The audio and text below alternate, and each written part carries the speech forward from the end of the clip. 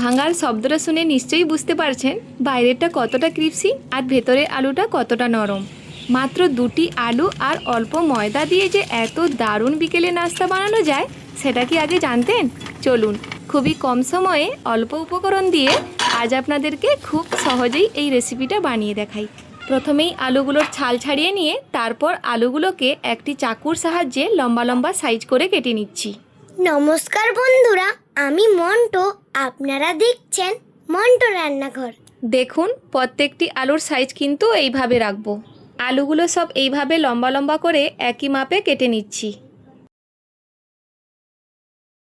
আলুগুলো কাটার পর একটি পাত্রে ঠান্ডা জলে ভালো করে ধুয়ে নিচ্ছি।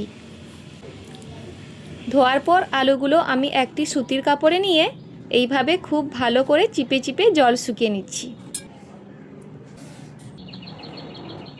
এখানে একটি বোল্ট নিয়ে নিয়েছি, তার মধ্যে 2 কাপ মতো ময়দা যেটা ওজনে 300 গ্রাম, পরিমাণ মতো লবণ, হাফ চা চামচ গোলমরিচ পাউডার, লঙ্কার গুঁড়ো হাফ চা চামচ, ম্যাগির মশলা 1.5 চা চামচ, চিনির গুঁড়ো 1 চা চামচ, বেকিং সোডা 1 চিমটি দিয়ে হ্যান্ড বিটার দিয়ে ভালো করে মিশিয়ে নিচ্ছি।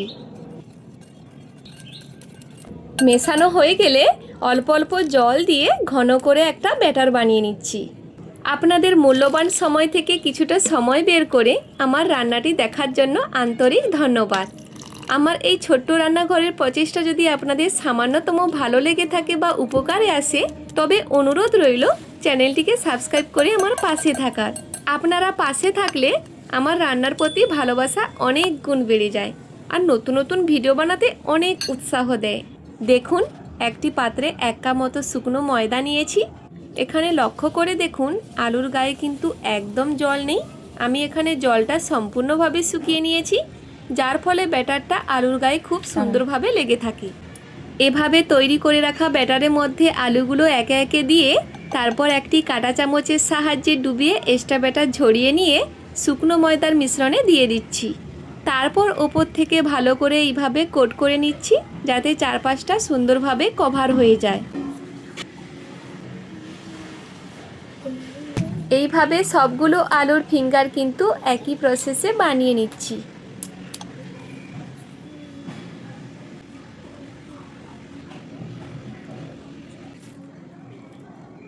দেখুন সবগুলো খুব সুন্দরভাবে কোটিং করে নিয়েছি। এবার ভাজার জন্য তেল গরম করে নিয়েছি। আঁচটি মাঝারি করে আলুর স্ন্যাক্সগুলো এক এক করে তেলের মধ্যে দিয়ে দিচ্ছি।